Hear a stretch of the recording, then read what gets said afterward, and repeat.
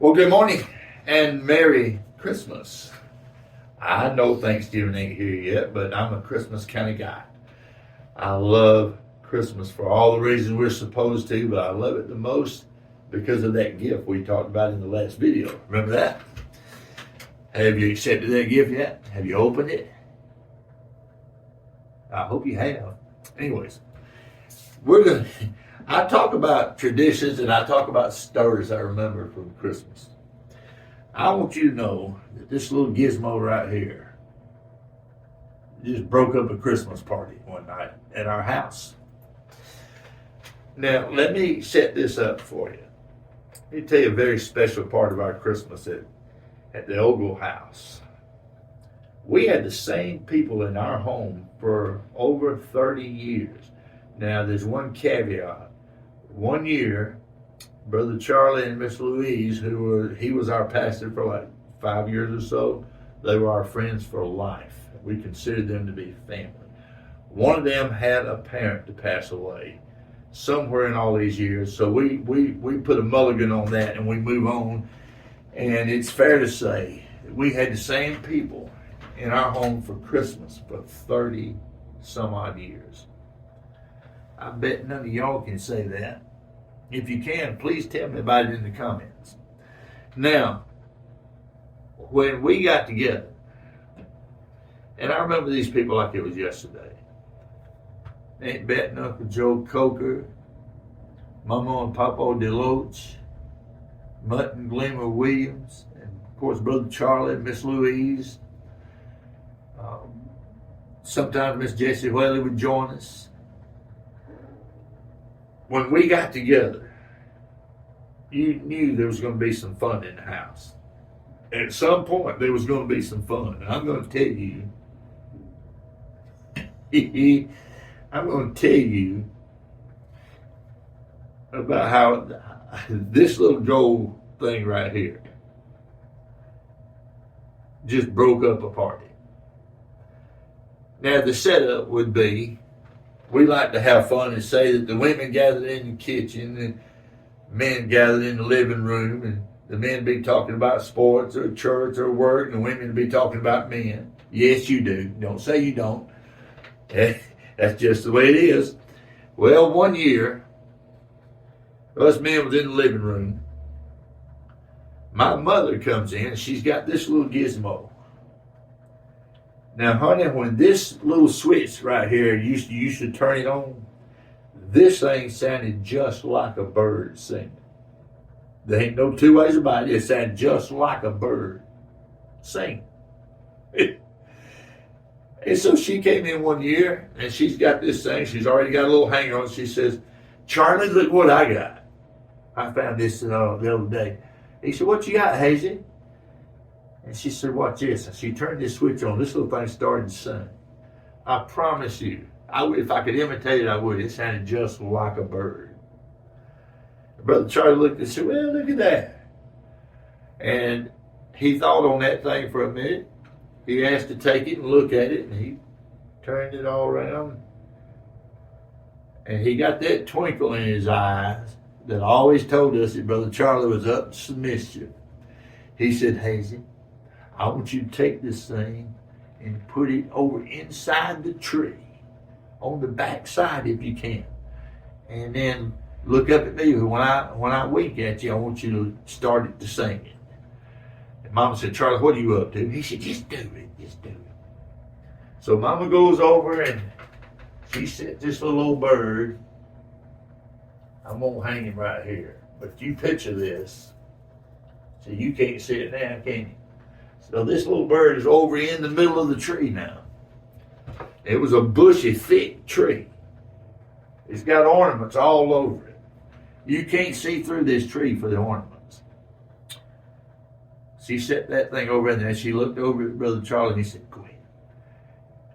And she turned that thing on and he said, go on, go on. Mama went back in the kitchen. Brother Charlie let that thing sing for a minute. And this is what happened right here. He said, Louise, come here just a minute, would you, honey? And Miss Louise was just all in the middle of her cutting up self. She came in She said, Charlie, what in the world you want? I ain't got time to fool with you. I'm talking to the ladies. And he said, well, you ain't going to believe this. One of the kids came through the front door and left it open, and a little bird flew in and has got over in that tree, and I can't see to get it out. Would you reach over in there and get it for me and let him go? He sounds scared to death all the time this thing is singing. Just picture your favorite bird and how it sounds when it sings. And there's the sound you hear coming out of that tree. And Miss Louise said, now, Charlie, I ain't got time to fool with you. But then she turned around and she listened and she put her hand over in the tree right here. She brought her hand out and she put her hand in the tree over here. Well, then she moved around over to this side. Charlie, I can't get my hands on it for some reason. Well, just please, just keep looking. I don't want it to die in the tree from being scared to death. It's in there up close. Just get it for me, would you? And she's losing. Charlie, I just can't. Every time I try to grab it, it moves. I don't know where this little thing is. And she went all around that tree, kept her back for the most part to us. So that's a good thing because now everybody has slowly started to congregate in the living room. Everybody's watching Miss Louise. She got her hand in this tree. She got over there. She goes up under here. She goes around here and goes right through there. And Charlie, I can't get my hands on it, honey. Well, you do it. I know you can do it. Just keep looking. And finally, she backed to put her hands on her hips. She said, Charlie, I declare, you're going to have to let one of the youngins come in here and grab this bird because every time I put my hand in that tree, it moves. I cannot catch it. I cannot get my hands on it. I don't know what else to do. And while she's making this speech, Brother Charlie has eased up behind it. And he leans over with his arm. He goes over her shoulder, reaches into the tree, just about like this. And he brings this thing out. He says, here it is, honey. Well, the whole living room just exploded. Everybody's been biting their lip, biting their arm, bent over double, trying not to laugh till the punchline comes. When he said, here it is, honey. We shook the house. We laughed so hard. Now, some of you women, tell the truth. Tell the truth. You're going upside your husband's head with a frying pan right now, ain't you? Honey, Miss Louise laughed louder than we did. I've never seen anything like that in my life before or since. She was willing to hear him say there's a bird in that tree. She believed there was because he said it. And she went all over that tree trying to find a bird that didn't exist. And when the laugh was exposed, she laughed the hardest. A lot of difference in the world I was raised in and the world we live in now, isn't that right? That would cause a divorce nowadays. I'm sad to say.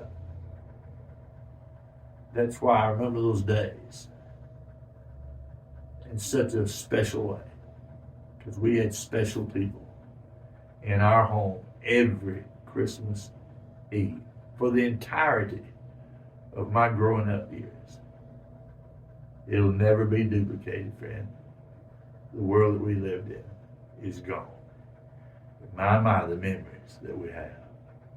Charlie and Louise are in heaven now. My mama's in heaven. Aunt Bet and Uncle Joe, they're all there waiting for me. But till I get there, I will always tell this story. I pull this out every year. Every year I pull this out and I laugh and I see you guys. Y'all were a bunch of nuts. Now y'all know why I'm so crazy, right? You have a great day. Thank you for listening to our little old story. If you like it, add your own Christmas stories in the comments. Tell me some. I'd love to hear them. And we'll be back real soon to do another one for you. Okay, Merry Christmas. Have a great day. Bye-bye.